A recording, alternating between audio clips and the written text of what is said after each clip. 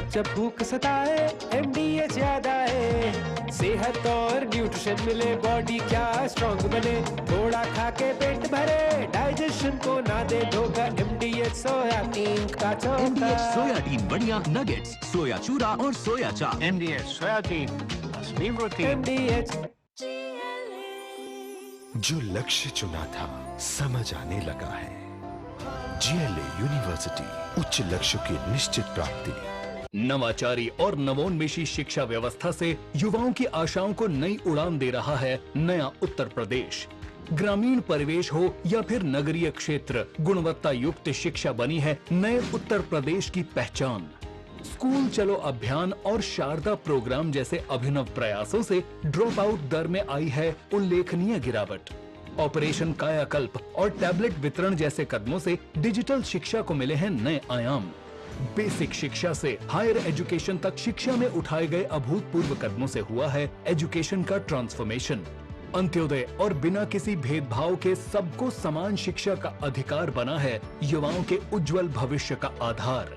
वर्ष 2017 के बाद डबल इंजन सरकार के अभिनव प्रयासों ने नए उत्तर प्रदेश की शिक्षा व्यवस्था में किया है युगांतकारी ट्रांसफॉर्मेशन।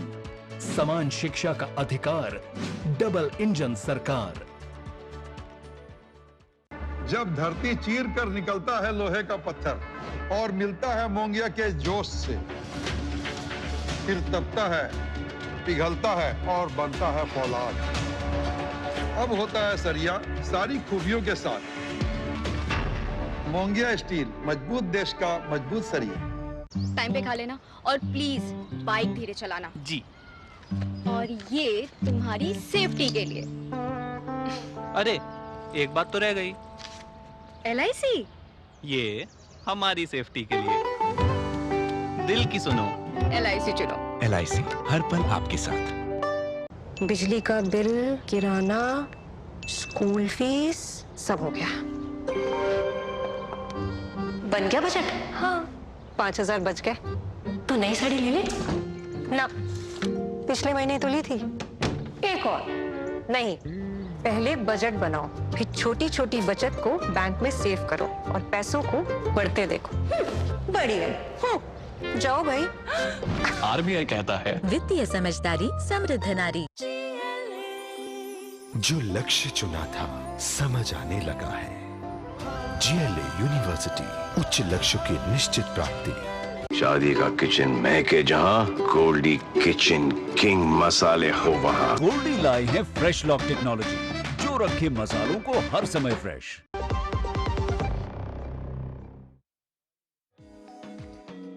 लेकर चलेंगे आपको बिहार के एक ऐसे गांव में जहां घर घर से निकलते हैं IITians। तो बात होगी दिल्ली की एक खास कॉलोनी की भी, जहां कचरा प्रबंधन के लिए शुरू किया गया अभियान अब बन गया है रोल मॉडल। दिखाएंगे आपको हरियाणा के श्री विश्वकर्मा कौशल यूनिवर्सिटी के विद्यार्थियों के नवाचार भी होंगे और भी अच्छी खबरें। देखिए मेरे साथ गुड न्यूज जज्बा इंडिया का ये विशेष एपिसोड इस रविवार रात 10।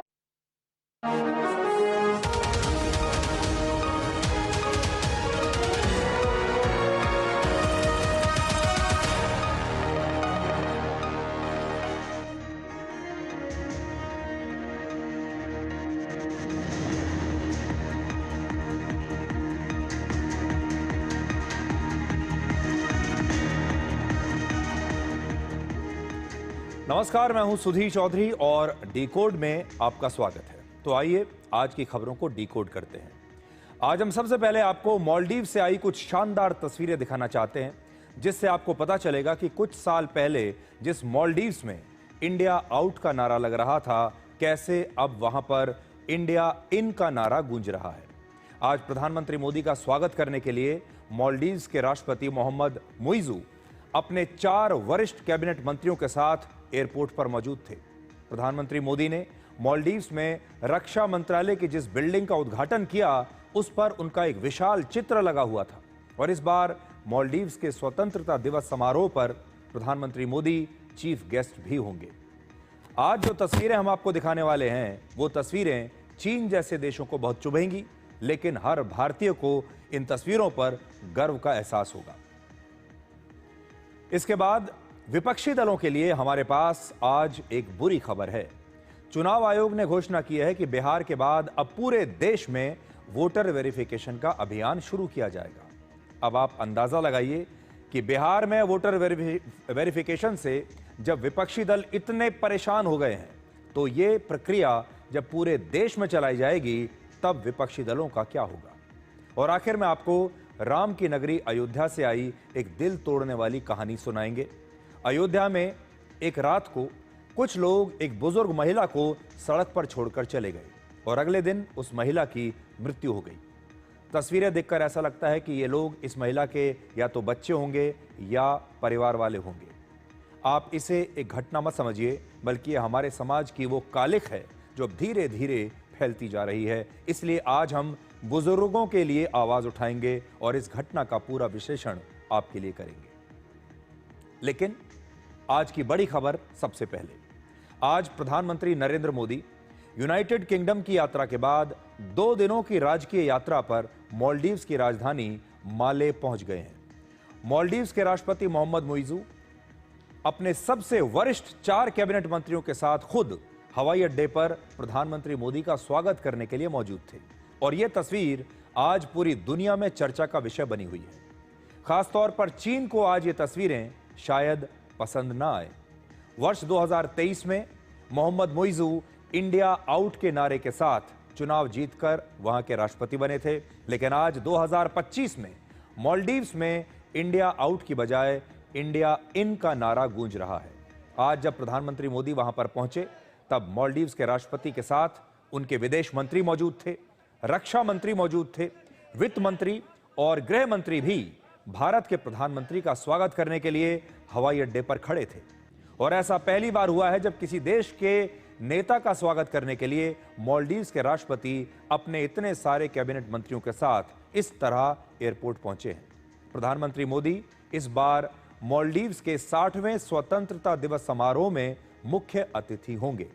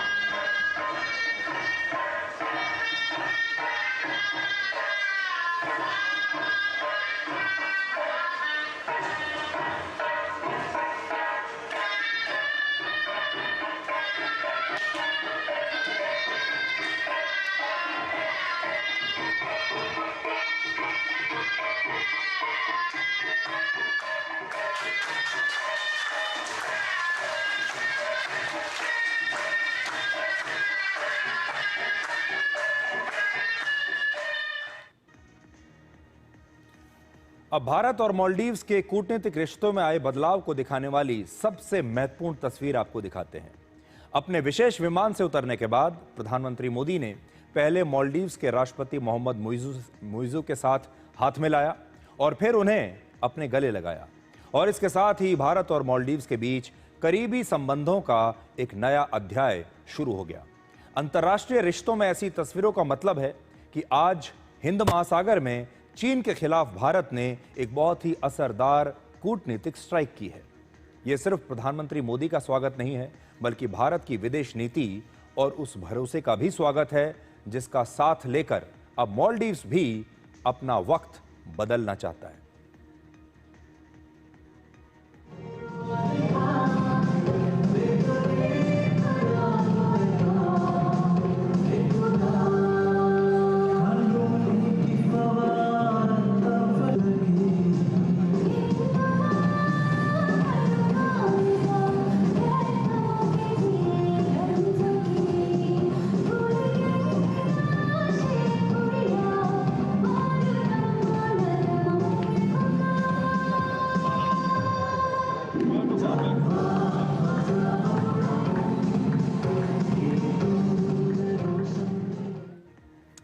मालदीव्स में मौजूद प्रवासी भारतीयों ने अपने हाथों में तिरंगा झंडा और भारत माता की जय के नारों के साथ प्रधानमंत्री मोदी का स्वागत किया। और ये प्रधानमंत्री मोदी की तीसरी मालदीव्स की यात्रा है और राष्ट्रपति मोइजू के कार्यकाल के दौरान किसी भी देश के प्रधानमंत्री या राष्ट्रपति की ये पहली यात्रा है।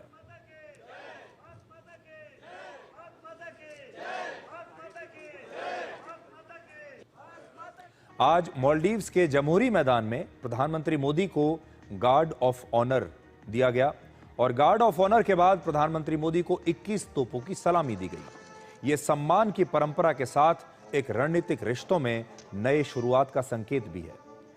तो आप अब मालदीव्स में भारत की इस कूटनीतिक ताकत की गूंज को सुनिए।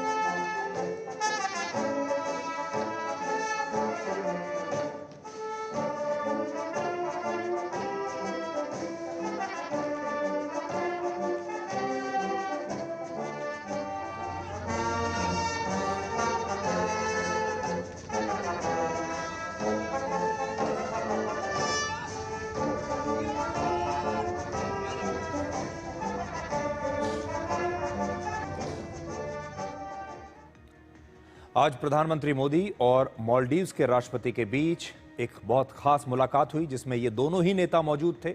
इनके अलावा और कोई नेता मौजूद नहीं था और वहां पर भारत और मालदीव्स के रिश्तों को लेकर भविष्य का एक रोड मैप तैयार किया गया। तस्वीरें आप देखिए, दोनों नेता अकेले में बैठकर बातचीत कर रहे हैं।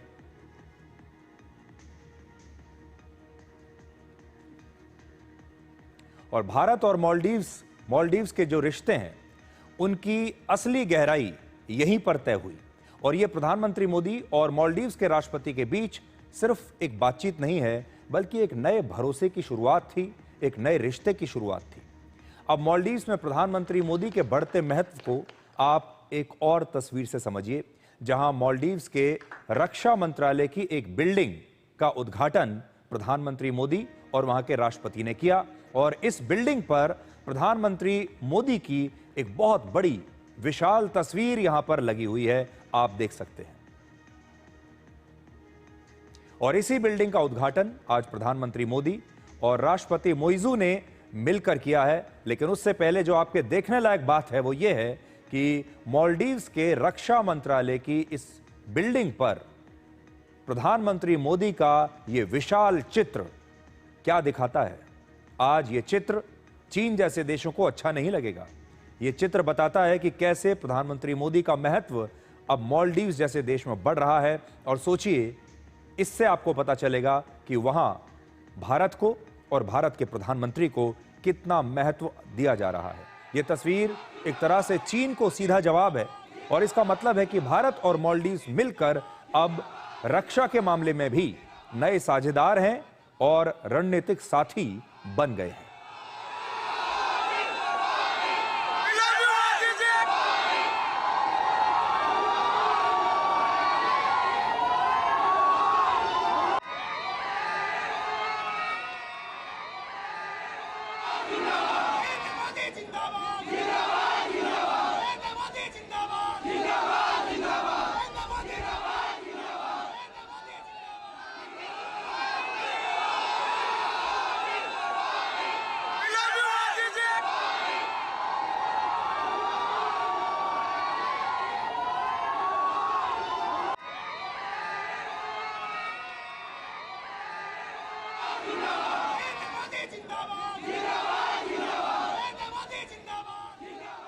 तो मालदीव्स में इंडिया इन के नारे तो गूंज ही रहे हैं, लेकिन मालदीव्स में मोदी मोदी के नारे भी कैसे गूंज रहे हैं यहां आप देख सकते हैं। भारत और मालदीव्स के बीच कूटनीतिक संबंधों की शुरुआत आज से 60 साल पहले यानी वर्ष 1965 में हुई थी और आज इस ऐतिहासिक रिश्ते पर एक स्पेशल डाक टिकट जारी किया गया। आज प्रधानमंत्री मोदी ने मालदीव्स को भारत का सबसे भरोसेमंद दोस्त बताया है और कहा है कि दोस्ती हमेशा पहले स्थान पर है, इसलिए हर हालात में, हर स्थिति में भारत मालदीव्स के साथ खड़ा है और खड़ा रहेगा। आप उनका यह बयान भी सुनिए। भारत मालदीव का सबसे करीबी पड़ोसी है। मालदीव भारत की नेबरहुड फर्स्ट पॉलिसी और महासागर विजन दोनों में एक अहम स्थान रखता है। भारत को मालदीव का सबसे भरोसेमंद मित्र होने पर भी गर्व है। आपदा हो या महामारी, भारत हमेशा फर्स्ट रिस्पॉन्डर बनकर साथ खड़ा रहा है। एसेंशियल कमोडिटीज उपलब्ध कराने की बात हो या कोविड के बाद अर्थव्यवस्था को संभालना, भारत ने हमेशा साथ मिलकर काम किया है। For us it is always friendship first.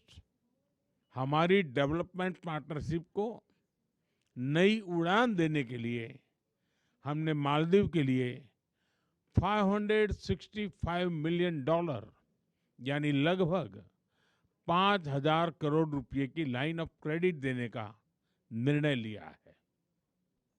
यह मालदीव के लोगों की प्राथमिकताओं के अनुरूप यहां के इंफ्रास्ट्रक्चर के विकास से जुड़ी परियोजनाओं के लिए इस्तेमाल ली जाएगी। फ्रेंड्स, हमारी आर्थिक साझेदारी को गति देने के लिए हमने कई कदम उठाए हैं। आपसी निवेश को गति देने के लिए हम शीघ्र ही बायलैटरल इन्वेस्टमेंट ट्रीटी फाइनलाइज करने की दिशा में काम करेंगे। फ्री ट्रेड एग्रीमेंट पर भी बातचीत शुरू हो गई है। अब हमारा लक्ष्य है from paper work to prosperity. Local currency settlement system से रुपये और रुपया में सीधे व्यापार कर सकेंगे।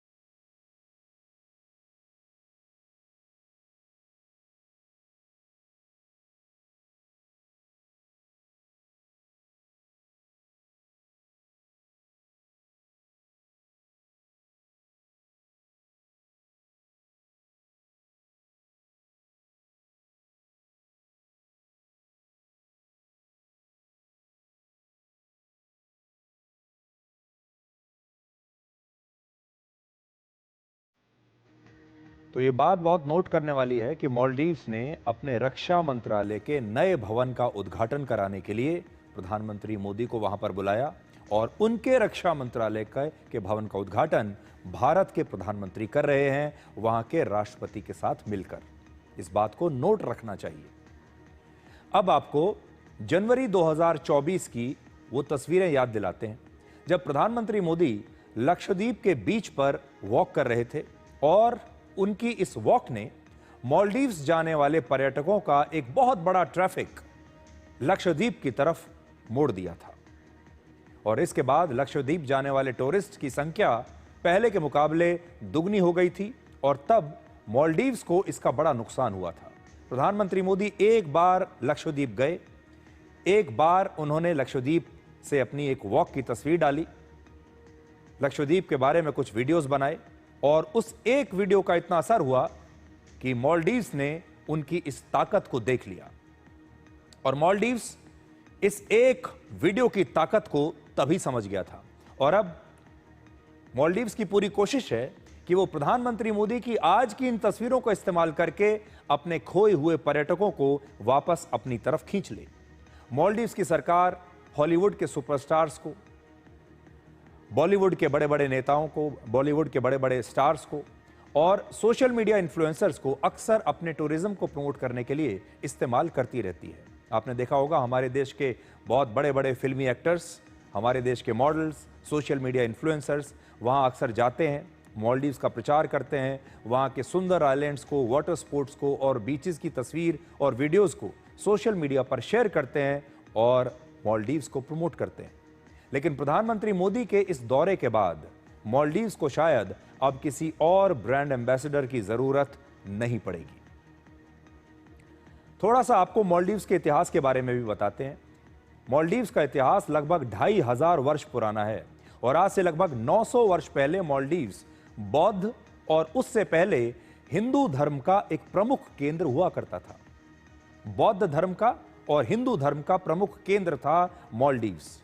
वर्ष 1150 के आसपास मालदीव्स के राजा ने इस्लाम धर्म अपना लिया और आज करीब 5 लाख की आबादी वाले इस देश में 99% लोग मुस्लिम हैं। और वर्ष 1965 में मालदीव्स को ब्रिटिश शासन से आज़ादी मिली थी और उसी आज़ादी की जो वर्षगांठ है, स्वतंत्रता दिवस है, वो मालदीव्स मना रहा है, जिसमें भारत के प्रधानमंत्री नरेंद्र मोदी को मुख्य अतिथि बनाया गया है। और जब मालदीव्स आज़ाद हुआ तब भारत इसे मान्यता देने वाले शुरुआती देशों में से एक था। वैज्ञानिक कहते हैं कि अगले 25 वर्षों में मालदीव्स का करीब 80% हिस्सा समुद्र में डूब सकता है और ग्लोबल वार्मिंग की वजह से समुद्र का जल स्तर लगातार बढ़ रहा है और वर्ष 2100 तक ये पूरा मालदीव्स भी शायद पानी में डूब सकता है, ऐसा वैज्ञानिकों का कहना है। ऐसी चेतावनी वैज्ञानिक अक्सर कई बार देते रहते हैं। आजकल प्रधानमंत्री मोदी जब किसी देश के दौरे पर जाते हैं तो आपको अक्सर हवाई अड्डे पर उनके भव्य स्वागत की तस्वीरें देखने को मिलती हैं। इसी महीने की शुरुआत में ट्रिनिडाड और टोबैगो में प्रधानमंत्री मोदी का स्वागत वहां की प्रधानमंत्री के साथ वहां के 38 मंत्रियों और 4 सांसदों ने एयरपोर्ट पर जाकर किया था। ये तस्वीरें भी बड़ी शानदार थी। आप सोचिए, प्रधानमंत्री के साथ पूरा कैबिनेट हवाई अड्डे पर पहुंचा और मार्च में मॉरिशस की यात्रा के दौरान भी प्रधानमंत्री मोदी का ऐसा ही स्वागत किया गया था।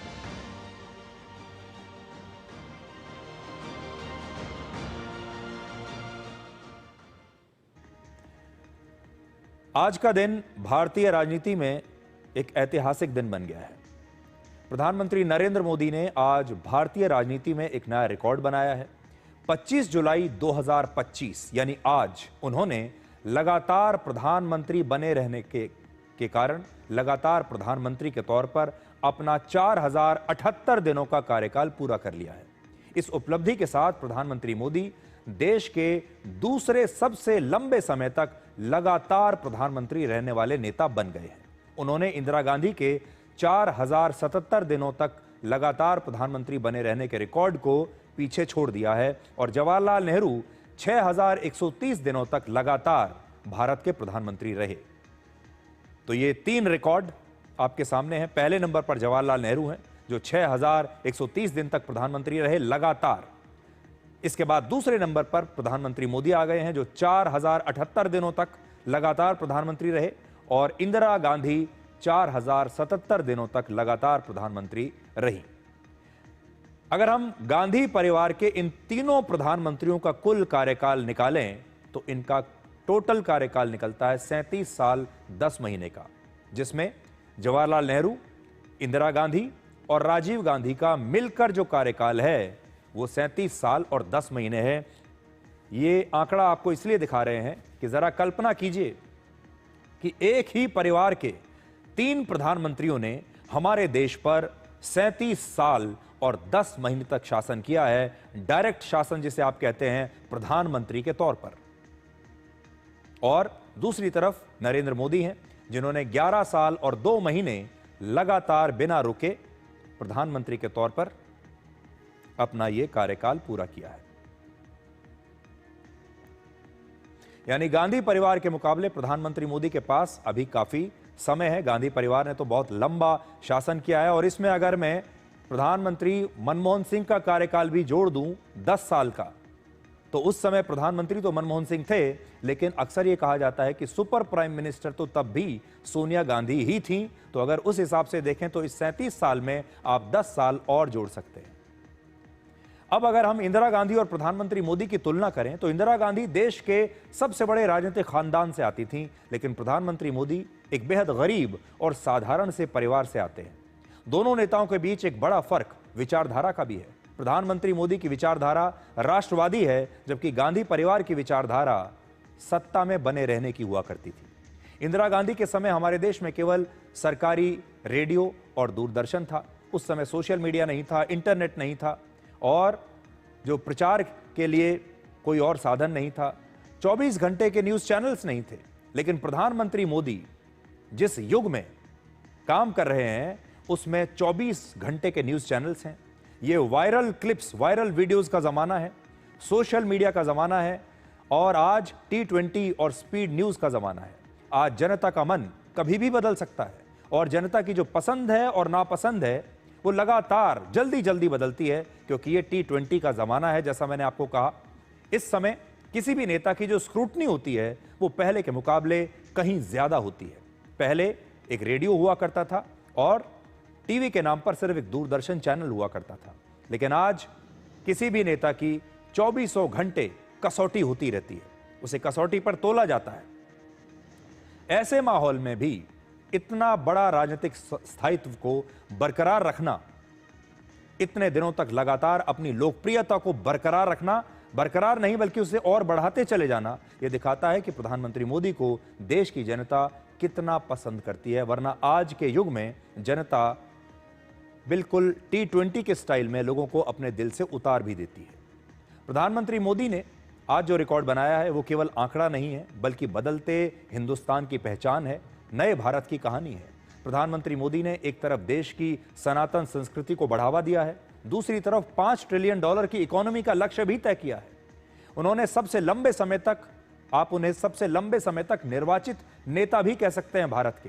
प्रधानमंत्री मोदी ने 2001 में गुजरात के मुख्यमंत्री के तौर पर अपने कार्यकाल की शुरुआत की थी और अब तक राज्य और केंद्र दोनों में मिलाकर लगभग 24 वर्ष तक वो चुनी हुई सरकारों का नेतृत्व कर चुके हैं। ये उपलब्धि अब तक किसी और भारतीय प्रधानमंत्री के नाम पर नहीं रही है।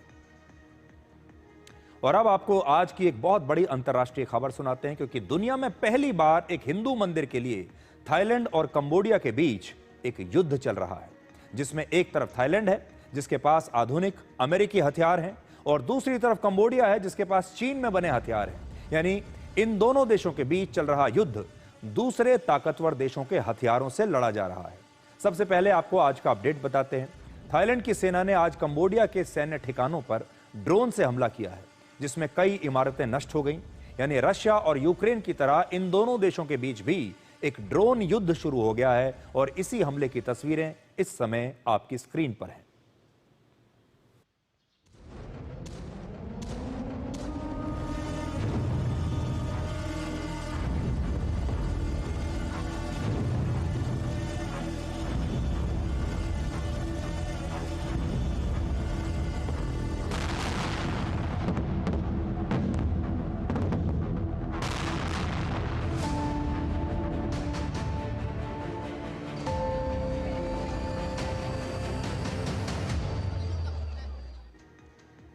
आज थाईलैंड के कार्यवाहक प्रधानमंत्री ने कहा है कि यह लड़ाई अब बहुत जल्द एक पूर्ण युद्ध का रूप ले सकती है। यानी इस युद्ध के भड़कने की आशंका इस समय काफी ज्यादा है। इस समय थाईलैंड और कंबोडिया की सीमा पर 12 जगहों पर जबरदस्त भीषण युद्ध चल रहा है, जिसकी वजह से अब तक 1,30,000 से ज्यादा लोग बेघर हो चुके हैं। और इस युद्ध की वजह से थाईलैंड ने कंबोडिया की सीमा पर मौजूद अपने 8 जिलों में मार्शल लॉ लगा दिया है। दोनों देशों के युद्ध में इस समय के हालात को समझाने के लिए अब आपको वहां से आया एक बयान हम सुनाना चाहते हैं। The Cambodian forces continue to use heavy weapons and long-range weaponry, supporting fire to attack the front lines and rear areas. affecting civilians and humanitarian sites such as hospitals. Clashes have been reported in 12 areas, including Chongbuk, Chong'an Ma. The Ministry of Interior, through the provinces of Surin, Bonratstani, Sisaket, and Buriram, has already evacuated over 130,000 civilians, almost 100% of the local population in the affected areas. अब आपके मन में ये सवाल जरूर आएगा कि Thailand और कंबोडिया में से ज्यादा ताकतवर कौन है। तो इस युद्ध में थाईलैंड की सेना ज्यादा ताकतवर दिखती है। थाईलैंड के पास लगभग 100 आधुनिक फाइटर जेट्स हैं, जबकि कंबोडिया के पास एक भी लड़ाकू विमान नहीं है। और वायुसेना के हिसाब से अगर देखें तो यह लड़ाई बिल्कुल एक तरफा है और थाईलैंड के पक्ष में दिखाई दे रही है, क्योंकि कंबोडिया के पास एक भी फाइटर जेट नहीं। थाईलैंड के पास जो फाइटर जेट्स हैं उनमें करीब 28 F-16 लड़ाकू विमान है और ये अमेरिका में बने एडवांस्ड फाइटर जेट्स माने जाते हैं। और कंबोडिया के लिए थाईलैंड की इस सैन्य ताकत का मुकाबला करना बहुत ही मुश्किल होगा। इस युद्ध में थाईलैंड की सेना ड्रोन और बॉम्ब्स के साथ अमेरिकी हथियारों का इस्तेमाल कर रही है, जबकि कंबोडिया की सेना के पास चीन में बने हथियार हैं। थाईलैंड अमेरिका का करीबी सहयोगी है और अमेरिका और थाईलैंड की सेना अक्सर युद्ध अभ्यास भी करती रहती है एक साथ मिलकर, और थाईलैंड को अमेरिका से काफी हथियार भी मिलते हैं। यानी असल में यह लड़ाई थाईलैंड और कंबोडिया की नहीं, बल्कि इस युद्ध में चीन और अमेरिका में बने हथियारों की ताकत का पता चलेगा। इससे पहले ऑपरेशन सिंदूर में भारत के स्वदेशी हथियारों के मुकाबले पाकिस्तान के मेड इन चाइना हथियार फेल हो चुके हैं और अब एक बार फिर से अमेरिका में बने हथियार और चीन में बने हथियार एक दूसरे के आमने सामने हैं। युद्ध के मैदान में कंबोडिया थाईलैंड का मुकाबला करने की स्थिति में नहीं है और इसकी एक वजह यह भी है कि पिछले 150 वर्षों में कंबोडिया में कभी भी शांति और स्थिरता नहीं रही। तो यहां आपको यह देखना होगा कि जब किसी देश में शांति नहीं होती, राजनीतिक स्थिरता नहीं होती, तो उस देश का क्या हाल होता है। वर्ष 1863 से 1953 तक करीब 90 वर्ष तक कंबोडिया फ्रांस का एक उपनिवेश रहा, यानी फ्रांस का यहां पर शासन रहा। वर्ष 1953 में आजादी मिलने के बाद भी कंबोडिया में राजनीतिक स्थिरता नहीं आ पाई। इसके बाद कंबोडिया की सीमा पर अमेरिका और वियतनाम के बीच वर्ष 1955 में एक युद्ध शुरू हो गया और फिर वर्ष 1975 तक यह युद्ध ऐसे ही चला। इस युद्ध के दौरान वियतनाम के कम्युनिस्ट कंबोडिया में वियतनाम के लोग जो थे और वहां के जो कम्युनिस्ट हुआ करते थे वो कंबोडिया में शरण लिया करते थे। इसलिए अमेरिका ने फिर कंबोडिया पर भी हमला कर दिया, कंबोडिया पर बम बरसाए, जिसमें वहां के हजारों निर्दोष लोग मारे गए सिर्फ इसलिए क्योंकि वियतनाम के कुछ कम्युनिस्ट यहां पर शरण ले रहे थे। इसके बाद वर्ष 1975 से कंबोडिया में खमेर रूज के नाम से एक क्रूर शासन शुरू हुआ, जिसके सुप्रीम लीडर का नाम था पोल पॉट। यह नाम आपने सुना होगा। और उसका लक्ष्य एक ऐसा कम्युनिस्ट समाज बनाना था जिसमें किसी के पास पैसा, संपत्ति और यहां तक कि धर्म भी ना हो। तब कंबोडिया के शहरों को खाली करवाकर लोगों को जबरदस्ती गांवों की तरफ भेज दिया गया। लोगों पर अत्याचार करके सबको एक जैसे कपड़े और एक जैसा हेयर कट दिया गया, यानी सब लोग एक जैसे कपड़े पहनेंगे, एक जैसे बाल रखेंगे और तब पढ़े लिखे लोगों पर ज्यादा अत्याचार किया जाता था। 1975 से 1979 के बीच 20 लाख लोगों की मौत हो गई थी और उस समय कंबोडिया की आबादी का ये करीब 20% था। आप सोचिए किसी देश की आबादी का 20% हिस्सा उसकी मृत्यु हो जाए, उसे मौत के घाट उतार दिया जाए तो क्या होगा। इसके बाद 1979 से 1989 तक 10 वर्षों तक कंबोडिया पर वियतनाम का कब्जा रहा और फिर 1989 में जब कंबोडिया आजाद हुआ तब तक इस देश की आर्थिक स्थिति बहुत खराब हो चुकी थी और आज से करीब 1000 वर्ष पहले कंबोडिया में दुनिया का सबसे बड़ा और विशाल हिंदू मंदिर बनाया गया था। तब कंबोडिया को सबसे आधुनिक समाजों में से एक माना जाता था, लेकिन यह देश सिर्फ 150 वर्षों में ही तबाह हो गया। अब आपको बताते हैं कि हमारे अपने देश में क्या चल रहा है। आज हमारे देश के विपक्षी नेताओं के लिए हमारे पास एक बुरी खबर है, क्योंकि अब पूरे देश में स्पेशल इंटेंसिव रिवीजन शुरू किया जाएगा और इसे लेकर चुनाव आयोग ने 24 जून को एक नोटिफिकेशन जारी किया था, जिसके मुताबिक चुनाव आयोग अब पूरे देश में SIR कराएगा। यानी अब देश भर में फर्जी और घुसपैठिए मतदाताओं के नामों को वोटर लिस्ट से हटाया जाएगा। पूरे देश में वोटर लिस्ट की सफाई की जाएगी। चुनाव आयोग के मुताबिक पिछले 20 वर्षों में देश की वोटर लिस्ट में बड़े पैमाने पर बदलाव हुए हैं। रोजगार और शिक्षा जैसी जरूरतों की वजह से भारी संख्या में लोग दूसरे शहरों में या दूसरे राज्यों में पलायन कर चुके हैं और वहीं पर जाकर बस गए हैं। ऐसे में बहुत सारे लोग ऐसे हैं जिनके पास एक नहीं बल्कि दो वोटर आईडी कार्ड है। इसलिए स्पेशल इंटेंसिव रिवीजन करना अब बेहद जरूरी हो गया है और देश भर में स्पेशल इंटेंसिव रिवीजन से जुड़े नोटिफिकेशन में चुनाव आयोग ने और भी कई बातें कही हैं। बिहार में इस साल विधानसभा चुनाव होने वाले हैं, इसलिए वहां यह प्रक्रिया पहले से ही हो रही है। यानी अगर चुनाव किसी दूसरे राज्य में होता तो उस राज्य में भी स्पेशल इंटेंसिव रिवीजन का काम किया जाता, ऐसा चुनाव आयोग ने कहा है। दूसरा, चुनाव आयोग ने अपने नोटिफिकेशन में स्पष्ट किया है कि इंटेंसिव रिवीजन का काम पहली बार नहीं हो रहा। तो यहां आपको ध्यान देने वाली बात है जो मैं भी आपको बताता हूं। ये जो SIR है, इसे लेकर लोग तरह तरह की बातें कर रहे हैं, लेकिन आप सोचिए, वर्ष 1952 से लेकर 2004 तक कुल 13 बार फर्जी मतदाताओं के खिलाफ सफाई अभियान हो चुका है। हमारे देश में पहली बार ये SIR वर्ष 1952 से 1956 के बीच हुआ, दूसरी बार 1957 में, तीसरी बार 1961 में हुआ। यानी पहली बार वोटर्स का सफाई अभियान आज से 73 वर्ष पहले हुआ था, जब प्रधानमंत्री थे जवाहरलाल नेहरू। शुरुआत के 3 SIR के समय देश के प्रधानमंत्री जवाहरलाल नेहरू ही थे और शुरुआत के 3 SIR के समय अधिकांश राज्यों में कांग्रेस पार्टी की ही सरकारें थीं।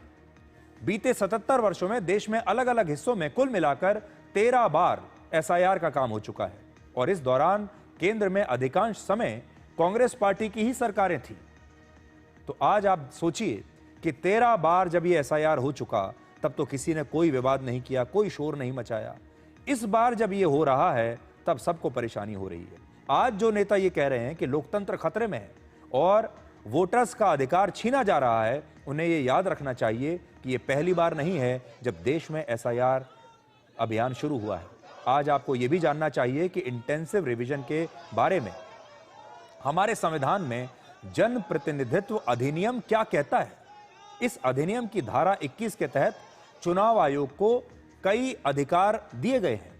चुनाव आयोग का पहला अधिकार है मतदाता सूची तैयार करने का अधिकार, दूसरा है मतदाता सूची में संशोधन करने का अधिकार, तीसरा है मतदाता संशोधन और इंटेंसिव रिवीजन की प्रक्रिया, और चुनाव आयोग किसी भी समय आदेश देकर इसे शुरू कर सकता है, चाहे चुनाव नजदीक हो या फिर नजदीक ना भी हो। अब आप सोचिए, ये चुनाव आयोग की जो अहम जिम्मेदारियां इसमें तय की गई हैं हमारे संविधान में, इसमें से चुनाव आयोग वही तो कर रहा है जो उसे करना चाहिए। मतदाता सूची तैयार कर रहा है, मतदाता की सूची में संशोधन कर रहा है यानी बदलाव कर रहा है, और संशोधन में SIR की जो प्रक्रिया है उसे कर रहा है। इसी अधिनियम में आगे ये भी स्पष्ट लिखा है कि यदि कोई व्यक्ति अपना घर यानी निवास स्थान बदलता है या उसकी मृत्यु हो जाती है या किसी अन्य कारण से मतदाता सूची में कोई गड़बड़ी होती है तो उसे सुधारा जाना चाहिए, उसे वोटर लिस्ट में ठीक किया जाना चाहिए। और आज राहुल गांधी सहित पूरे विपक्ष को यह याद रखना होगा कि जिस कानून के तहत चुनाव आयोग ये SIR कर रहा है वो कोई नया कानून नहीं है। यह नियम आज से 75 साल पहले यानी 1950 में ही लागू कर दिया गया था और तब भी प्रधानमंत्री थे जवाहरलाल नेहरू। हालांकि आज की तस्वीर में आप देखेंगे कल लोकतंत्र की जो स्पेलिंग थी हिंदी में वो गलत लिखी हुई थी। आज विपक्ष के नेताओं को यह बात समझ में आ गई और आज जो बैनर पर लोकतंत्र लिखा हुआ है वो लोकतंत्र आज उसे ठीक कर लिया गया है। आज ये सही लोकतंत्र का बैनर लेकर आए हैं। तो बिहार में 7 करोड़ 89 लाख मतदाता हैं और इसमें से 64 लाख वोटर ऐसे हैं जिनका नाम मतदाता सूची से हटाया जा सकता है। ये बिहार के कुल मतदाताओं का लगभग 8.11% है। इस समय हमारे देश में लगभग 100 करोड़ वोटर हैं। यानी अगर पूरे देश में SIR अभियान चलाया जाता है तो अगर बिहार के हिसाब से ही अगर उतने ही वोट कम किए जाएंगे तो लगभग 8.11% के हिसाब से 8 करोड़ 11 लाख मतदाता देश की वोटर लिस्ट से कम हो सकते हैं। इसे देश भर की सभी 543 लोकसभा सीटों में अगर बांट दिया जाए तो हर लोकसभा सीट से 1,49,355 मतदाता कम हो सकते हैं। ये एक हमने आपके लिए एस्टिमेट लगाया है। कर्नाटक चुनाव को लेकर राहुल गांधी ने एक बड़ा दावा किया था, जिसमें चुनाव आयोग पर बड़े गंभीर आरोप लगाए गए थे। राहुल गांधी ने कर्नाटक की एक सीट पर गड़बड़ी का आरोप लगाया था, लेकिन इस बार चुनाव आयोग ने राहुल गांधी के बयान का ही फैक्ट चेक कर दिया है और कहा है कि राहुल गांधी भ्रम फैला रहे हैं। सबसे पहले आप राहुल गांधी का कल का यह बयान सुनिए, जिसमें उन्होंने चुनाव आयोग पर बड़े गंभीर सवाल उठाए थे। The fact of the matter is that Election Commission is not doing its job. Now we have concrete 100% proof of Election Commission allowing cheating in a seat in Karnataka. Not 90%. When we decide to show it to you, it is 100% proof. Okay? And we just looked at one constituency and we found this. And I'm absolutely convinced that constituency after constituency, this is the drama that is taking place. Rahul Gandhi ये दावा कर रहे थे कि वर्ष 2024 में पिछले साल लोकसभा चुनाव के दौरान कर्नाटक में हजारों फर्जी वोटर्स जोड़ दिए गए थे। राहुल गांधी ने दावा किया है कि चुनाव आयोग ने कर्नाटक की एक सीट पर धोखाधड़ी करवाई है और इस धोखाधड़ी के उनके पास 100% सबूत है। हालांकि राहुल गांधी अभी तक ये 100% वाले सबूत किसी के सामने पेश नहीं कर पाए।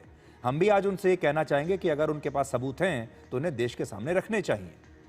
लेकिन चुनाव आयोग ने जरूर राहुल गांधी को फैक्ट चेक कर दिया और उनके सामने सबूत रख दिए। चुनाव आयोग ने स्पष्ट किया है कि लोकसभा चुनाव से पहले कर्नाटक के 224 विधानसभा क्षेत्रों में स्पेशल समरी रिवीजन किया गया था।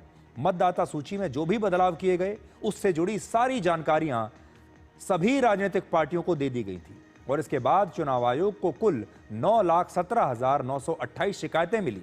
इन शिकायतों पर विचार करने के बाद चुनाव अधिकारी ने फिर से अंतिम मतदाता सूची कांग्रेस पार्टी को सौंपी और इसके बाद किसी ने कोई अपील नहीं की। लेकिन आज मजे की बात यह है कि चुनाव आयोग ने बाकायदा सोशल मीडिया पर जाकर राहुल गांधी के बयान को चिन्हित करके उसे फैक्ट चेक किया है और बताया है कि यह बयान जो है ये सही नहीं है, ये भ्रम फैला रहा है, इस बयान में कोई सच्चाई नहीं है। अब मैं आपको वो दस्तावेज दिखाता हूं। ये office of the chief electoral officer Karnataka का दस्तावेज है जो मेरे हाथ में है, देखिए। और इसमें उन्होंने साफ लिखा है कि हमने जो स्पेशल समरी रिवीजन किया था उसके बाद उसकी copy, the copies of draft and final electoral rolls of all constituencies were provided to representatives of all registered and recognised political parties including Congress party. ये साफ कह रहे हैं। और फिर उन्होंने ये सूची उसकी दी है, ये भी मैं आपको दिखा रहा हूं। वो कहते हैं कि जो पूरी सूची है मतदाताओं की, वो सूची है, ये कांग्रेस पार्टी को भी सौंपी गई थी और अगर कांग्रेस को इसमें कोई आपत्ति थी तो उस समय यह आपत्ति दर्ज कराई जानी चाहिए थी। लेकिन राहुल गांधी की नींद टूट रही है अब पूरे 1 साल के बाद। तो ये वो कॉपी है जो मैंने अभी आपको पढ़कर सुनाई है और इसमें साफ लिखा है कि 9 लाख से ज्यादा शिकायतें उन्हें मिली थीं, लेकिन बाद में इस पर कोई अपील नहीं की गई। अब आगे एक बहुत ही गंभीर खबर मैं आपको दिखाने वाला हूं, क्योंकि आज पूरे देश में अयोध्या की चर्चा हो रही है। लेकिन इस चर्चा के केंद्र में भगवान राम नहीं है, बल्कि एक 80 वर्ष की बुजुर्ग महिला है, जिसे कुछ लोगों ने अयोध्या में लावारिस छोड़ दिया सड़क पर और कुछ ही घंटे के बाद इस वृद्ध महिला की मौत हो गई। पहले आप मां और मातृभूमि को स्वर्ग से भी बढ़कर मानने वाले भगवान राम की मातृभूमि अयोध्या से आई इन तस्वीरों को ध्यान से देखिए, जहां रिश्ते की हर मर्यादा तार तार हो गई। यह घटना 23 जुलाई की देर रात 1:50 की है, जब अयोध्या के दर्शन नगर मेडिकल कॉलेज के पास रात के अंधेरे में कुछ लोग 80 वर्ष की इस बुजुर्ग महिला को लेकर आए और उसे सड़क के किनारे इस तरह से रख कर चले गए और यह पूरी घटना सीसीटीवी में रिकॉर्ड हो गई। देखने में ऐसा लगता है जैसे ये लोग इस महिला के या तो बच्चे हैं और या इस वृद्ध महिला के परिवार वाले हैं जो इस वृद्ध महिला को अपने पास रखना नहीं चाहते। इसलिए ये लोग आए, सड़क के किनारे इस महिला को उन्होंने इस तरीके से रखा, चादर में लपेटा और फिर वहां से चले गए। यह महिला रात भर सड़क के किनारे ऐसे ही भूखी प्यासी पड़ी रही। घटना की जानकारी 24 जुलाई अगले दिन सुबह 9:30 बजे पुलिस को एक फोन कॉल से मिली, जिसके बाद इस बुजुर्ग महिला को इलाज के लिए अस्पताल ले जाया गया, लेकिन वहां डॉक्टर इस महिला को बचा नहीं पाए और इस महिला की 24 जुलाई की शाम 6:30 बजे मृत्यु हो गई। ये सब कुछ उस अयोध्या में हुआ जहां भगवान राम का जन्म हुआ था और भगवान राम अपने पिता दशरथ की आज्ञा का पालन करते हुए 14 वर्ष के लिए वनवास चले गए थे। इस फैसले के पीछे उनकी सौतेली मां कैकेयी थी, लेकिन उन्होंने अपनी सौतेली मां की भी इच्छा का पूरा सम्मान रखा।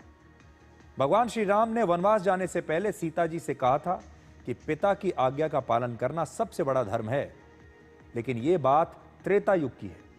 कलयुग में यह कहानी पूरी तरह से बदल चुकी है। अब बच्चे अपने माता पिता को ही वनवास भेज रहे हैं, बुजुर्गों को अपना सबसे बड़ा बोझ समझ रहे हैं और इस महिला की तरह सड़क पर मरने के लिए बहुत सारे लोग बुजुर्गों को आजकल छोड़ देते हैं। लेकिन यह सिर्फ एक बुजुर्ग महिला की मृत्यु नहीं है, यह भारत के उस समाज की भी मृत्यु है जो माता पिता को यूं तो भगवान का दर्जा देता है, लेकिन जब यह भगवान बूढ़ा हो जाता है तो इन्हें ठीक वैसे ही छोड़ देता है जैसे भगवान की किसी खंडित प्रतिमा को, किसी खंडित मूर्ति को नदियों या बहते पानी में फेंक कर विसर्जित कर दिया जाता है। यह समाज की संवेदनाओं का विसर्जन है। आप सोचिए, इस बुजुर्ग महिला की मौत को 24 घंटे से भी ज्यादा का समय बीत चुका है, लेकिन इस बुजुर्ग महिला का नाम क्या था, ये कहां की रहने वाली थी, इसके परिवार में कौन है, इसकी कोई जानकारी किसी के पास नहीं, जिसकी वजह से अभी भी इनका अंतिम संस्कार नहीं हो पाया। आप इस पोस्टर को ध्यान से देखिए। पुलिस को इस महिला के परिवार का पता लगाने के लिए एक इनाम की घोषणा करनी पड़ी।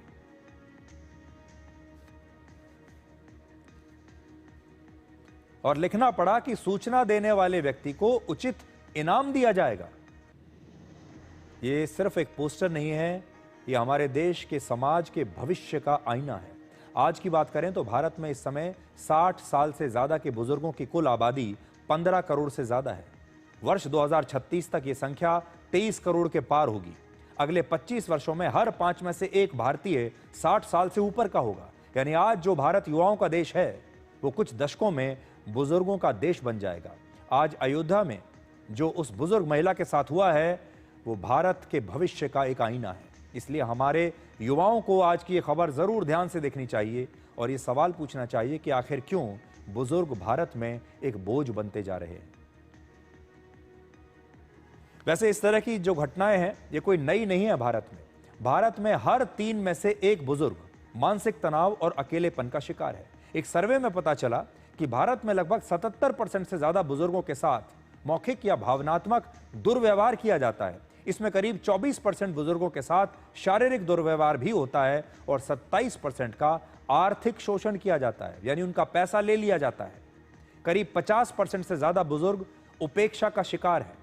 और सबसे चौंकाने वाली बात यह कि बुजुर्गों के साथ ये दुर्व्यवहार अक्सर वो लोग करते हैं जिन पर उनकी देखभाल करने की जिम्मेदारी होती है।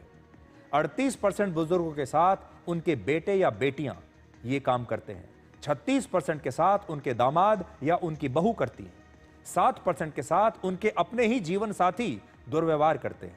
वर्ष 2007 में भारत में कानून आया था और यह कानून बुजुर्गों की आर्थिक, सामाजिक और भावनात्मक सुरक्षा को सुनिश्चित करता है। इस कानून के तहत माता पिता की देखभाल करना बच्चों की कानूनी जिम्मेदारी है। बुजुर्ग माता पिता मेंटेनेंस की अर्जी दे सकते हैं और एक ट्राइब्यूनल इन बच्चों को 10,000 या उससे ज्यादा गुजारा भत्ता देने का आदेश दे सकता है।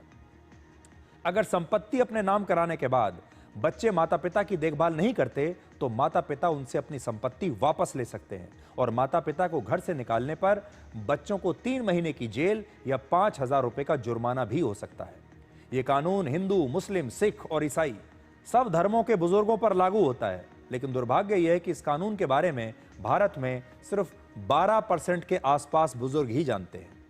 आज की नई पीढ़ी सोशल मीडिया पर हैप्पी मदर्स डे या फादर्स डे का सिर्फ एक पोस्ट डालकर, अपने माता पिता के साथ एक तस्वीर डालकर अपने फर्ज को पूरा कर लेती है। लेकिन जब असल में फर्ज निभाने का समय आता है तो लोग अपने बूढ़े माँ बाप को एक कर्ज यानी एक लायबिलिटी मान लेते हैं। कुछ लोग वृद्धाश्रम में छोड़कर चले जाते हैं, कुछ लोग इस तरह सड़कों पर छोड़ देते हैं। लेकिन क्या आपने कभी सोचा है कि बुढ़ापे से कोई बच नहीं सकता? हमारे देश के आज के जो युवा हैं ये भी नहीं बच सकते। आप हमेशा जवान नहीं रहने वाले। अयोध्या की घटना उन सब युवाओं के लिए एक सबक है जिन्हें लगता है कि वो हमेशा जवान बने रहेंगे, क्योंकि आपकी जवानी दरअसल बुढ़ापे की तरफ ले जाने वाला सिर्फ एक पड़ाव है।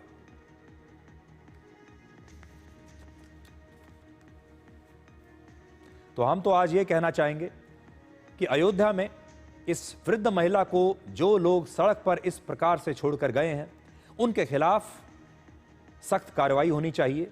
ये एक अपराध है और इन लोगों के साथ अपराधियों जैसा ही बर्ताव होना चाहिए और पूरे समाज को यह पता चलना चाहिए कि हमारे ही अपने समाज में ये लोग कौन हैं जो अपने वृद्ध माता पिता को या अपने परिवार के वृद्ध सदस्यों को इस तरह सड़क पर मरने के लिए छोड़ जाते हैं।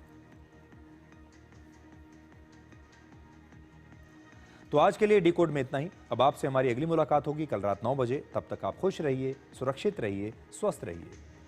और अजीब पहेली है ये जिंदगी, कहीं पर रिश्तों के नाम ही नहीं होते और कहीं सिर्फ नाम के रिश्ते होते हैं। नमस्कार।